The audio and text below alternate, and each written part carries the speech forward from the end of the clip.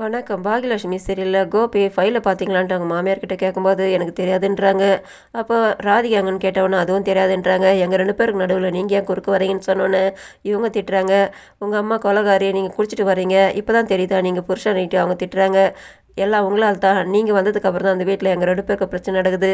இது எல்லாத்துக்குமே காரணம் நீங்கள் தான் ஒரு அம்மாவா ராதிகா வாழ விடாமல் தடுக்கிறீங்களான்னு சொல்லும்போது, உங்கள் அம்மா அளவுக்கு நான் இல்லை, நான் இருக்கும்போதே என் பொண்ணுக்கு இவ்வளோ தூரம் பிரச்சனை பண்ணிக்கிட்டு இருக்கீங்கன்னுட்டு அதுக்கு இவர் சொல்கிறாரு, இதுக்கு மேலே நீங்கள் எங்கள் அம்மா பற்றி பேசாதீங்கன்ட்டு, நான் அப்படி தான் பேசுவேன், உங்களால் என்ன பண்ண முடியும்ன்ட்டு இவங்க எதிர்த்து நின்று 2 பேரும் வாக்குவாதம் நடக்குது. அதுக்கு கோபி சொல்கிறாரு, உங்களால் தான் அந்த வீட்டில் ரொம்ப பிரச்சனை நடந்துக்கிட்டு, உங்கள் அளவுக்கு எங்கள் அம்மா கிடையாது, இதுக்கு மேலே நீங்கள் இந்த வீட்டில் இருக்க தேவையில்ல, நீங்கள் கிளம்புங்க சொல்லும்போது, நான் இங்கே தான் இருப்பேன், நான் இருக்கும்போது என் பொண்ணுக்கு பிரச்சனை நடக்குதா, இல்லைனாக்கா நீங்கள் என்ன வேணாலும் பண்ணுவீங்க என் பொண்ணை, நான் இங்கே தான் இருப்பேன்ட்டு, நான் சாயங்காலம் வருவேன், அதுக்குள்ளார நீங்கள் வீட்டில் இருக்கக்கூடாது, இல்லாட்டி நானே உங்களை வெளியே துரத்துவேன்ட்டு இவர் சொல்லிட்டு வெளியில் கிளம்புறாரு.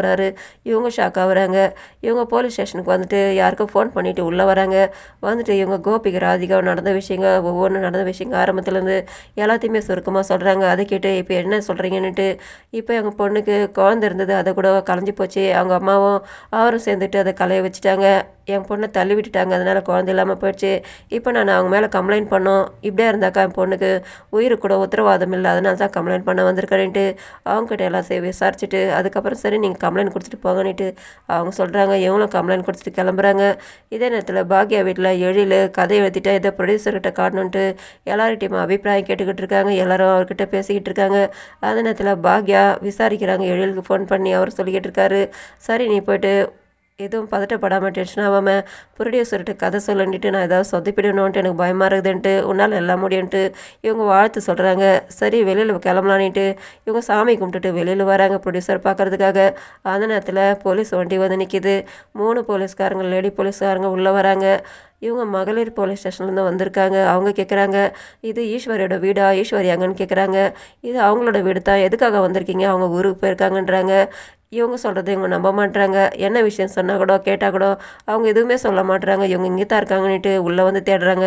உள்ளே எல்லாத்தையும் தேடி பார்த்துட்டு வந்தாக்கா யாருமே உள்ளே இல்லைன்னு வந்து சொல்கிறாங்க. அதனால் இவங்க எங்கே போயிருக்காங்கன்னு கேட்டவங்க நாங்கள் கும்பகோணம் கோயிலுக்கு போயிருக்காங்கன்னுட்டு, அவங்க கோயிலுக்கு தான் போயிருக்காங்களா, நீங்கள் அவங்கள அனுப்பியிருக்கீங்களான்ட்டு கேட்குறாங்க.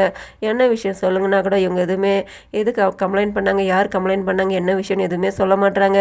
எங்களுக்கு ஒருத்தர் கம்ப்ளைண்ட் பண்ணியிருக்காங்க, அதனால தான் அவங்கள தேடிக்கிட்டு இருக்கோம். அப்போ இவங்க சொல்கிறாங்க, கும்பகோணத்துக்கு போயிருக்காங்கனாக்கா அந்த ஒரு போலீஸுக்கு ஃபோன் பண்ணி அவங்கள அங்கே கைது பண்ணி இங்கே கூட்டிகிட்டு வர சொல்லுங்கன்ட்டு அவங்க கூட வந்த சக போலீஸ்காரங்களுக்கு சொல்கிறாங்க. அதை கேட்டு இவங்க எல்லாருமே கேட்டால் கூட அவங்க எதுவுமே சொல்ல மாட்டாங்க. அதனால் என்ன நடக்குதுன்னு தெரியாமல் பாக்யா பசங்களாம் முழிக்கிறாங்க. இதோட முடியுது. நன்றி, வணக்கம்.